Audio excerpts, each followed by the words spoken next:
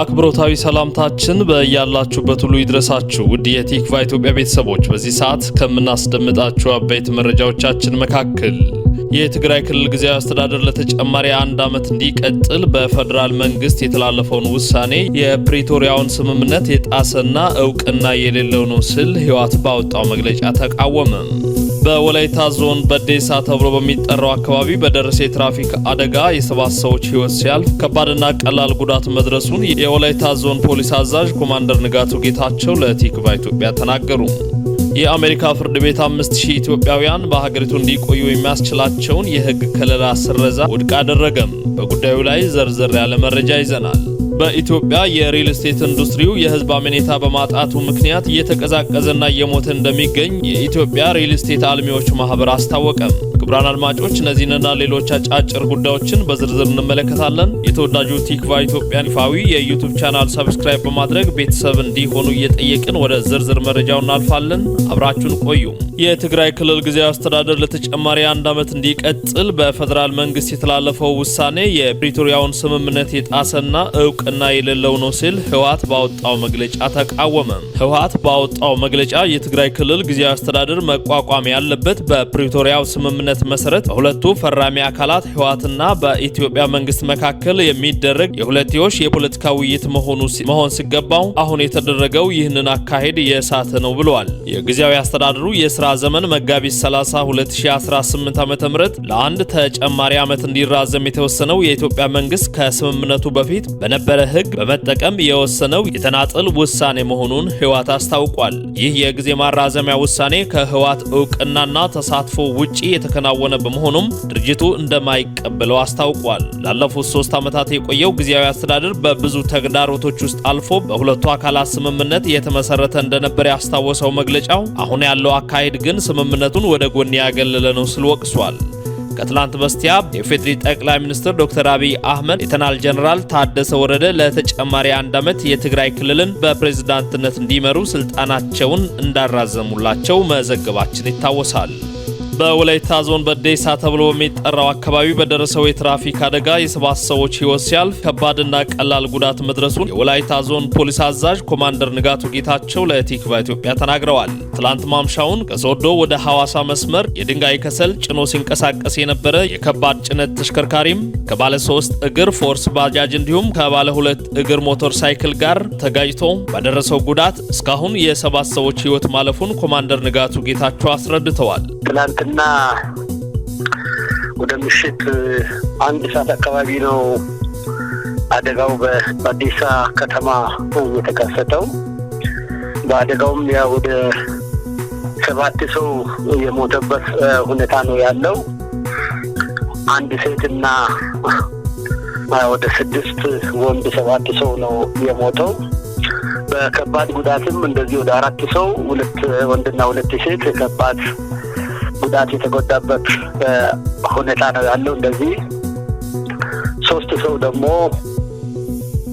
ቀላል ጉዳት ጠቅላላ 13 ሰው ነው በአደጋው የተጎዳው። አደጋ ያደረሰው ተሳቢ ከሰል ድንጋይ የጫነ መኪና ከሶዶ ወደ ሐዋሳ የሚሄድ ነው። ከፎርስ ባጃጅ ጋር ባለ 2 እግር ሞተር ነበር። እነዚህ 3ቱን ይዞ መንገድ ዳር ያለው ወደ ሰዎች መኖሪያ ቤት ገብቶ 3 ቤቶችን ነው ያወደመው። በቤት ውስጥም የነበሩ ሰዎች እንደዚህ በአደጋው የሞቱበት ከባድ ጉዳትም የደረሰበት በጣም አሰቃቂ የሆነ አደጋ ነው የደረሰው። በየተሳቢው ያው በውስጥ 2 ሰው ነው የነበረው። የተሳቢው አሽከርካሪውና 1 ሴት ነው በውስጥ የነበሩት። 2ቱም ያው የሞቱበት ሁኔታ ነው የነበረው። እንደዚህ በፎርስ ውስጥም ከአሽከርካሪ ጋር 1 ሰው ነው የነበረው። 2ቱም የሞቱበት ሁኔታ ነው ያለው። ባለ 2 እግር ሞተር ላይ ከአሽከርካሪ ወዲያው ሲሞት 1 ከሱ ጋር የነበረች ሴት ከባድ ጉዳት ደርሷት ወደ ሕክምና የገባችበት ሁኔታ ነው ያለው። ስለዚህ ይሄ ተሳቢው መኪና ከፊት ለፊት በቆመው ፎርስ እና በባለ 2 እግር ሞተርን ይዞ ነው ወደ የአደጋውን ሁኔታ በሚመለከት ገና እየተጣራ ነው ያለው። ስለዚህ በአካባቢው የነበሩ የአይን ምስክሮች የሚሰጡት መረጃ በከፍተኛ ፍጥነት የተሳቢው ከላይ ያው ቁልቁለትም ስለነበረ በከፍተኛ ፍጥነት ራሱ መጥቶ እንደዛ አደጋ እንዳደረሰ ነው እነሱ የሚነግሩት። ስለዚህ ሶስቱም በተሽከርካሪዎች በሞተርም በተሳቢውም ፎርስ ባጃጅም እንዳለ የወደሙበት ሁኔታ ነው ያለው። ከአደጋው ጋር ተያይዞ ያለው ነገር ቀጣይ ተጣርቶ የሚገለጽ ነው የሚሆነው።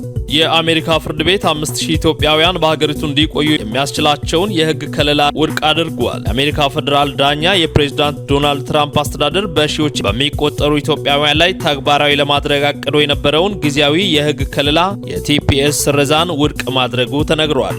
የአሜሪካ ፍርድ ቤት 5000 ኢትዮጵያውያን በሀገሪቱ እንዲቆዩ የሚያስችላቸውን የህግ ከለላ ስረዛ ውድቅ አደረገ።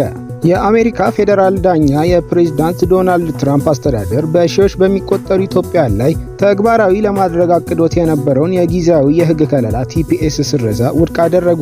ይህም ውሳኔ በአሜሪካ የሚኖሩና የከለላው ተጠቃሚ የሆኑ 5000 ያህል ኢትዮጵያውያን በሀገሪቱ በህጋዊ መንገድ መቆየታቸውንና ስራቸውን መቀጠል እንዲችሉ የሚያስችል ነው ተብሏል። አሜሪካ በ1990ዎቹ ጀምሮ በጦርነት በተፈጥሮ አደጋ ወይም በሌሎች ምክንያቶች ወደ ሀገራቸው መመለስ ለማይችሉ የሌሎች ሀገር ዜጎች ጊዜያዊ ከለላ ቴምፖራሪ ፕሮቴክትድ ስታተስ ትሰጣለች።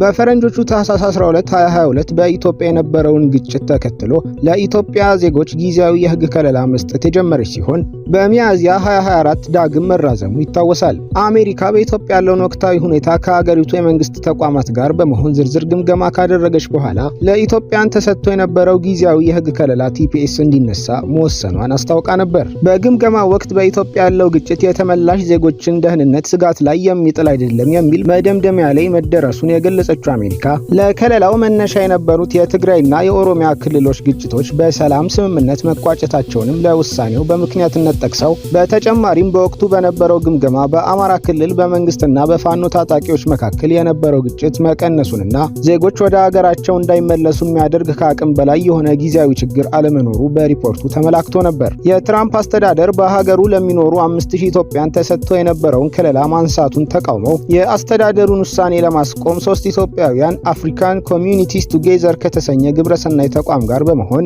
በቦስተን ፍርድ ቤት ክስ መመስረታቸው ይታወሳል። ኢትዮጵያ በሰብአዊ ቀውስ ውስጥ ባለችበት ሁኔታ ከለላው መቋረጡ ተገቢ አይደለም ሲሉ ክሳቸውን አቅርበው ክሱን ተከትሎ የአሜሪካ ፌዴራል ዳኛ የትራምፕ አስተዳደር ለኢትዮጵያ ዜጎች የተሰጠው ከለላ በማብቃት ከሀገር እንዲወጡ ያዘዘውን ውሳኔ በጊዜያዊነት ማገዱ ይታወሳል።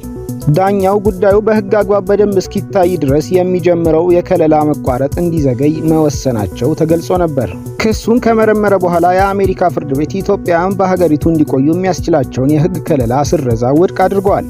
ውሳኔው ለሰብአዊ መብት ተሟጋቾችና ለኢሚግሬሽን ጠበቆች ፍርዱ በስጋት ላይ ለነበሩ ቤተሰቦች ትልቅ እፎይታን ሰጥተዋል። በኢትዮጵያ አሁንም በተለያዩ አካባቢዎች ያለው አለመረጋጋት ዜጎች ወደ ሀገራቸው እንዲመለሱ የሚያስችል ምቹ ሁኔታ አለመኖሩን ፍርድ ቤቱ መቀበሉን ነው ዘገባዎች የጠቆሙት። በዚህም መሰረት እነዚህ 5000 ኢትዮጵያውያን እስከሚቀጥለው የፖሊሲ ግምገማ ድረስ በአሜሪካ የመኖርና የመስራት መብታቸው ተከብሮ እንደሚቆይ ታውቋል። በኢትዮጵያ የሪል ስቴት ኢንዱስትሪው የህዝብ አመኔታ በማጣቱ ምክንያት የተቀዛቀዘና የሞተ እንደሚገኝ የኢትዮጵያ ሪል ስቴት አልሚዎች ማህበር አስታወቀም። የማህበሩ የቦርድ ሰብሳቢ አቶ አለማየሁ ከተማ የሪል ስቴት ኢንዱስትሪው የህዝብ አመኔታ በማጣቱ እንዳያድግና ወደፊት እንዳይራመድ እየሆነ ይገኛል ማለታቸውን ሪፖርተር ጋዜጣ ዘግቧል። የሪል ስቴት አልሚዎች ለቤት ፈላጊዎች በውላቸው መሰረት ቤቶቻቸውን ገንብተው ባለማስረከባቸውና ቃላቸውን ባለመጠበቃቸው ዘርፉ በህዝቡ ዘንድ አመኔታ እንዳይኖረው አድርጎታል የሚሉት አቶ አለማየሁ የሪል ስቴት አልሚዎች ገንብተው የሚያስረክቡት ቤት ከገበያ በታች በመሸጥ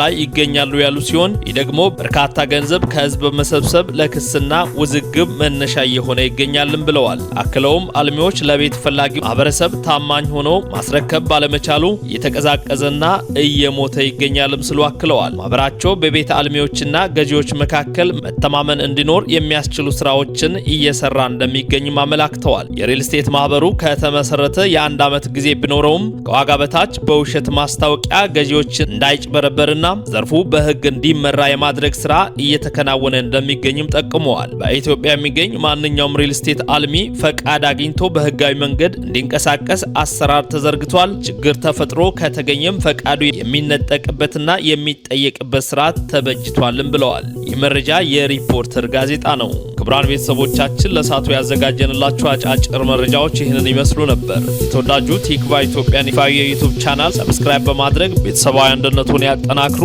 ሰናይ ጊዜ ይሁንላችሁ።